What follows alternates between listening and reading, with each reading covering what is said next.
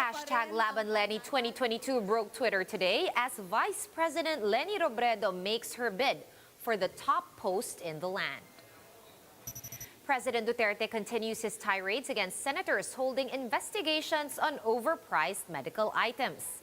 He is now threatening jail time if they say or cite any cabinet member in contempt. Supporters of Vice President Leni Robredo wore all shades of pink today in support of her presidential campaign.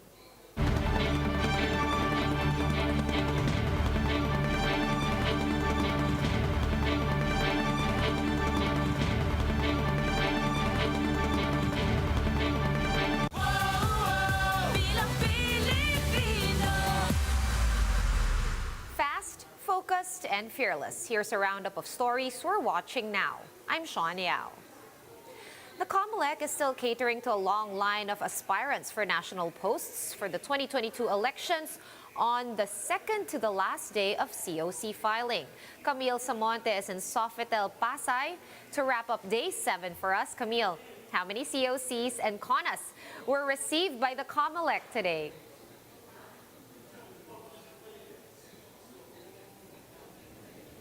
Sean, the COMELEC closed its 7th day with COC filing with additional 16 presidential aspirants, including Vice President Leni Robredo. Right after Robredo's announcement of her presidential bid, she went here in Sofitel to file her COC as an independent candidate. Former Senator Bam Aquino has withdrawn his comeback bid for the upper chamber to be Robredo's campaign manager.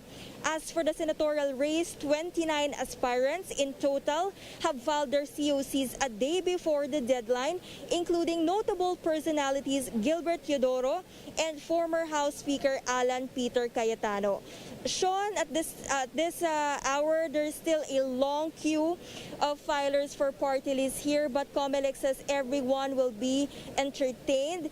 An even bigger bulk of aspirants are expected on the last day of COC and CONA filing tomorrow. COMELEC spokesman James Jimenez said, if at 5 p.m. of the last day of filing, aspirants only inside the queuing area will be entertained. Their COCs must also have a received stamp from COMELEC officials and shall be deemed filed on time. Sean? Right, thank you so much for that update and the reminders. Camille Samonte reporting to us live from Pasay City. Stay safe, Camille.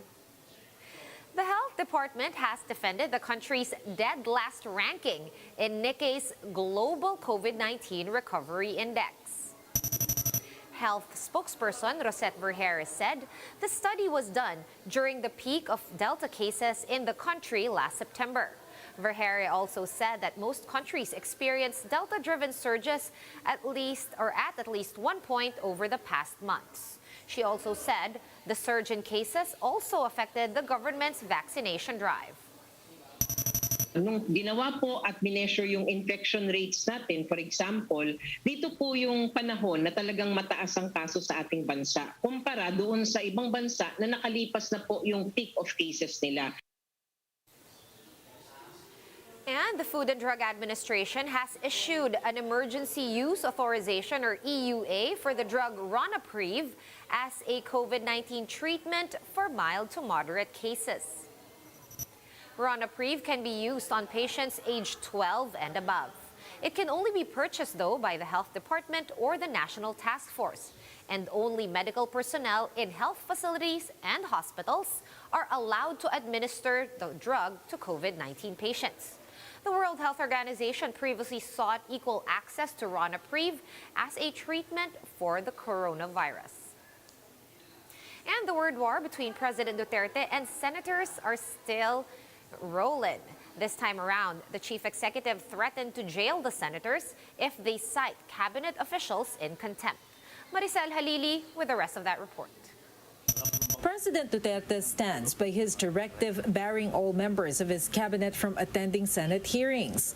This comes as senators continue on their probe into the government's pandemic spending. There ain't no way that I will withdraw it.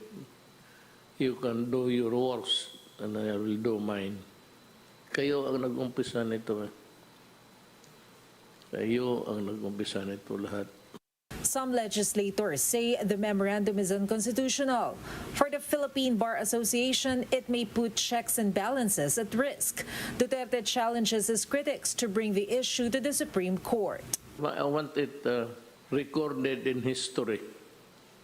It's yung pangyayari sa Senate and how they behave badly. Gusto kong dalhin nila sa Korte Suprema. He also threatens to jail senators if they would cite his cabinet members in contempt. Ngayon, kung i-cite kayo in contempt, pag nalaman ko, ang ikulong ko, yung mga senador. Presidential spokesperson Harry Roque defends Duterte's memorandum, saying only the Supreme Court can determine whether the memorandum is unconstitutional or not. He explains that all cabinet secretaries, being the alter ego of the president, must follow the chief executive's instructions. Despite this, Roque says Duterte has no plans of getting in the way of investigations. Wala naman pong kapangyarihan ng presidente na utusan ang co-equal branch of government na itigil ang kanilang pagdinig. Ang sabi nga ni presidente, luray-luray nyo yung formally na yan, wala siyang pakialam.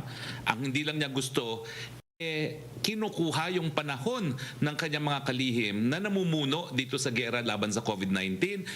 Senator Richard Gordon, who leads the probe, describes Duterte as a wild man, threatening those who seek the truth. He says the latest threats will only push his committee to expose the president's lies even more.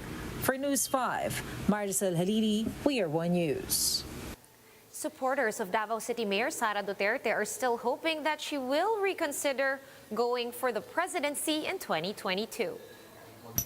Several groups, such as the United Sara Supporters and Sara Ang Solusyon movement, assembled in Pasay City for a motorcade this afternoon. A lookalike of Mayor Sara was even present at the event. The presidential daughter had earlier apologized to her supporters for not heeding the call to go for the presidency. The presidential daughter filed her COC for another term as Davao City Mayor in the coming polls. Actually, nakakatakot po kasi baka ako biglang titirahin ng kalaban. Yung babarilin ka lang bigla. Kahit sasabihin ko, hindi ako si Mayor Inday. Sabi nila, hindi ba? Nagpapanggap ka lang na hindi ko si Mayor Inday. So, ano magagawa ko? Sige po, picture na lang kayo. Pero basta butuhin nyo si President, si Mayor Inday. So, ganun na lang ginagawa. Meanwhile, a number of celebrities wore pink today in support of Vice President Leni Robredo's presidential bid. Angel Locsin posted a photo of herself wearing a pink dress a few minutes before Robredo's announcement. Agot Isidro also showed her support for Robredo by wearing pink lipstick. Comedian Kay Brosas took to Twitter to share a snap of her pink outfit using the hashtag LabanLeni2022. Other personalities like Jolina Magdangal posted their photos in pink filters on Instagram to show support. For more updates, visit News 5, The Philippine Star, and Business World online. Visit our website, onenews.ph, for more in-depth analysis. You can also catch One News on the Signal Play app. Register for a free account at www.signalplay.com and stream One News live anytime, anywhere. Masks on, wash hands, and stay safe, Philippines. I am Sean Yao. We are One News.